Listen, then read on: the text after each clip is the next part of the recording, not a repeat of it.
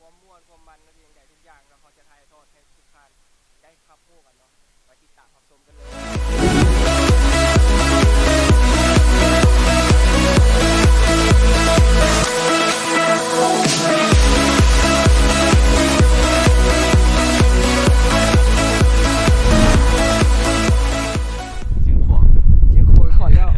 พอแล้วเชียงขวางเนอะพอแล้วเด้อ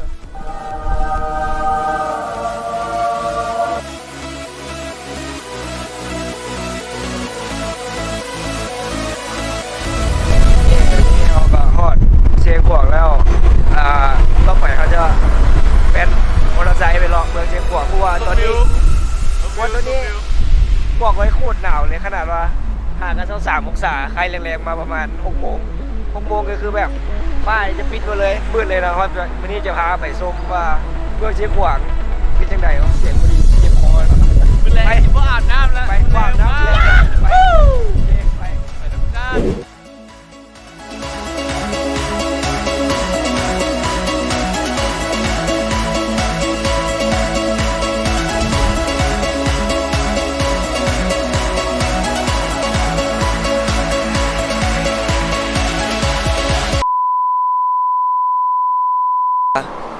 สบายดีตอนเช้า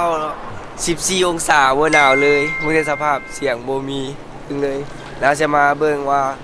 วิถีชีวิตอยู่นี่ใครจังไดเนาะเบิ่งเลยวิวบายบ่หนาวเนาะ14 องศาเด้อโคเอียงอยู่บอกเลยคนเชียงขวางเขาบ่เปิดตลาดเขาปลูกผักกันทุกเฮือนครัวเลย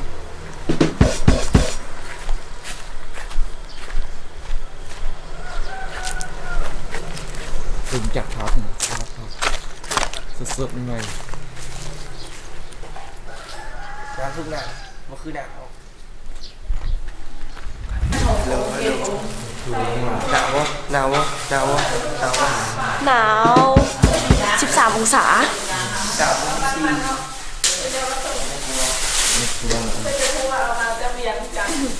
นาว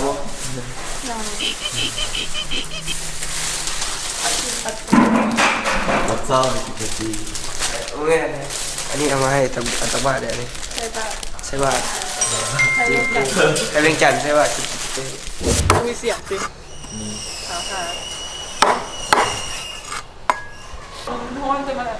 กล้องเพื่อกล้องให้ทำได้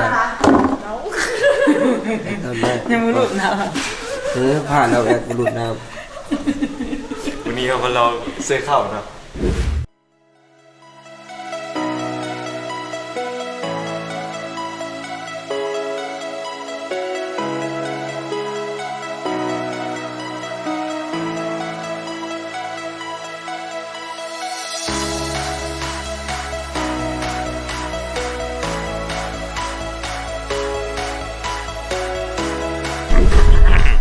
วันนี้ตื่นเช้ามาตื่นเช้า10 โมงโอเคตื่นเช้าอากาศอยู่ที่20 องศาแต่พอมื้อเช้านี่หัวประมาณ12เสื้อ13 องศาอีกแล้วโคตรหนาวเลยแต่ไม่อยากลุกอาบน้ำแต่งตัวแล้วพากันทีมงานออกมาเสียงวับมาเสียงวับมาทุ่งไฮหินเนาะเดี๋ยวจะมาลองถ่ายรูปเบิ่งว่ามันสิเป็นจังได๋ว่ามือใหม่ถ่ายรูปเนาะไปเอาเสียงบ่ดีเลย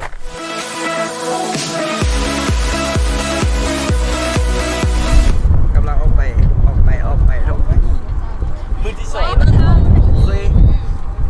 เคยมาเทื่อที่4แล้วดิ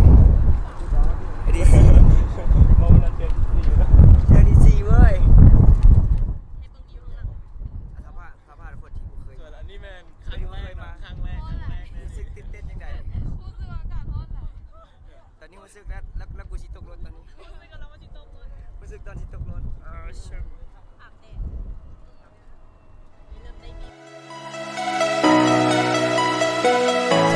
เบิ่งตากล้องอยู่ข้างหลังว่ามันหนาวเนาะไม่รู้ว่าอันนี้นะเอามันคือผูซอยแสกไปทางใต้ที่สุด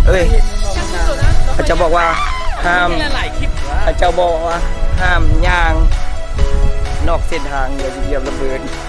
เห็นดิกลุ่มบอมบี้นะเรียกกลุ่มบอมบี้นะแล้ว อู้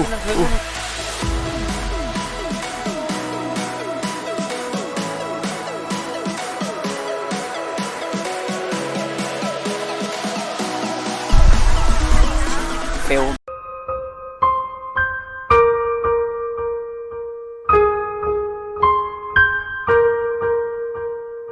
บินบ่ได้แค่สนามบินด้วยเห็นปะบินบ่ได้จบบายบายกวาง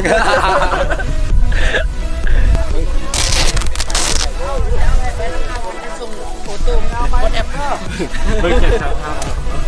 ย่านแดดกันเลย อันนั้นเสียงตัวล็อกเสียงประดิษฐ์ โอ้ยกล้าเห็นเหรอสิ่งประดิษฐ์แบบนี้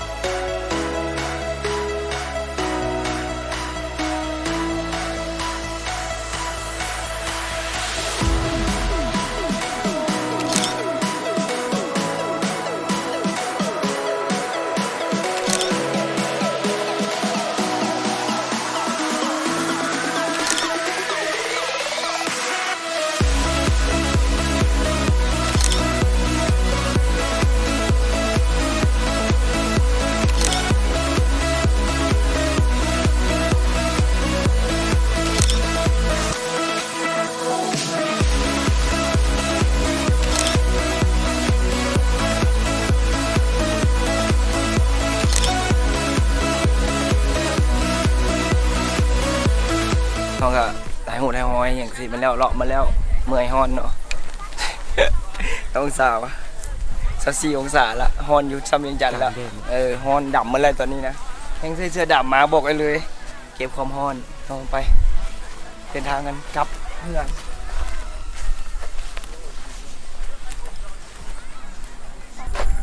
บอกเลยภูมินี่เขาจะขุดหนองเขาไปเฮ็ดหนองแต่สมัยตะกี้เนาะขุดหนองโบแมนไอ้คุมระเบิดเบิ่งเอาใหญ่สำใดอันถือโคตรนี่นะเดี๋ยวที่ฝุ่น นี่เขาก็ไปจ้างมือกันห่มส่วนตัวมา หาจ้างเขาเลย จ้างมือละ500กีเพราะว่าเห็นเขาใส่สุดมุ่งมาเพราะว่าอยู่แถวนี้มันเทศกาลช่วงเทศกาลกินเจียงคนที่เทศกาลกินเจียงแต่เขาตอนนี้เขาจะเศร้าเลยที่บ้านเราไปจีไปดูกันแล้วไปโอกาสหน้าผมจะพาท่านไปเบิ่งน้องครับเนี่ย คุณเป็นเสา เพียววัดวัดเพียววัด คุณเป็นเสาไง มันอยู่กลางอะไร วันนี้ ที่บูฮานสัตว์ที่บูฮาน วันนี้คือ ระเบิด มีแต่ที่ไทยพูด อันนี้เป็นเหลือจากระเบิด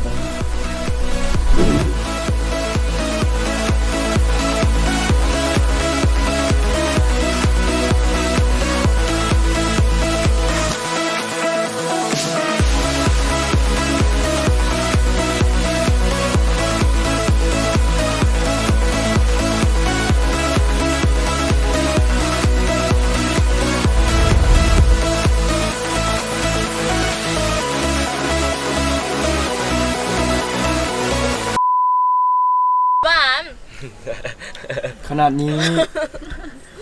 นี้เวลา 14 โมงทางเรายังไม่ได้กินข้าวจากคน หิวจะตาลาย ข้าว ตื่นมามั่ง ข้าว เปียงมา หิว แห้ จะ ง ตาลาย ต่ำสังแก้ว นี่ยังในเมนูพิสดาร เมนูมีอันห่านสังแก้วเนาะมีต่ำสังแก้วต่ำระเบิดต่ำมหาสมุทรต่ำอกต่ำใจต่ำสะต่ำทรายต่ำไต่บฮับพิโซ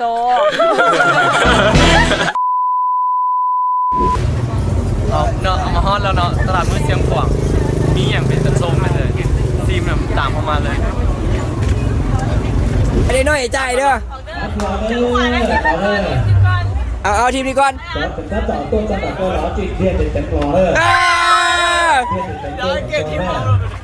เป็นในจีปอกได้จีปอก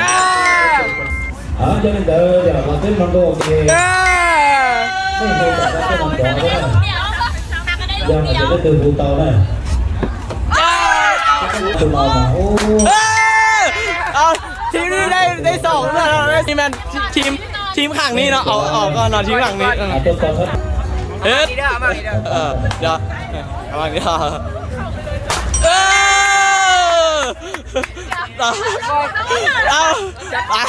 ปาโยนไปที่ซื้อปา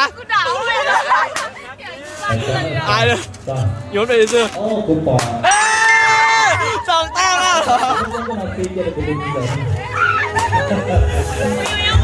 เอาเฮ้ยได้3ชนะเลย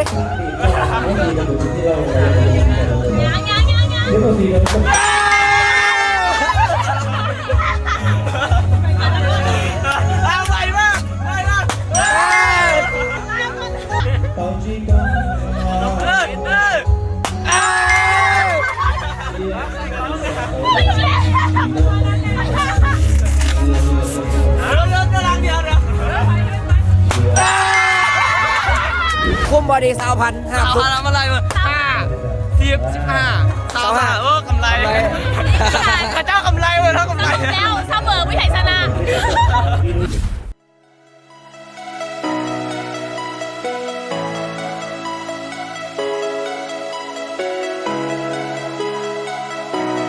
โรตีเส้นขวางอ่ะอันตัวนี้แมนโรตีเส้นช็อกโกแลตตัวนี้แมนช็อกโกแลตช็อกโกแลตเอาทำไมเอาซิมอุ้ยไว้เนี่ยอย่าซิมเลยซิมไว้เอาตัวช็อกโกแลตนี่ตัวธรรมดาก่อนไว้กรอบนี่กรอบหวานนัวตัวนี้ซิมก่อนช็อกโกแลตโอเคฝากห้านได้ห้านนี่เด้อหลังจากเลาะมาเล่มเมื่อแล้วมาลินเมื่อแล้วหายังกินมียังได้ยังมากินมีฮาโกยากิอันนี้โรตีหมดแล้วอันนี้โรตีหมดแล้วเอาอีกฝากฮานฮาโกยากิฝากห้านนี่เด้อทีตลาดมืดทีเชียงขวางเด้อเชียงขวางเด้อเชียงขวางมาซิน้ำมันสปีดขึ้นมาเลย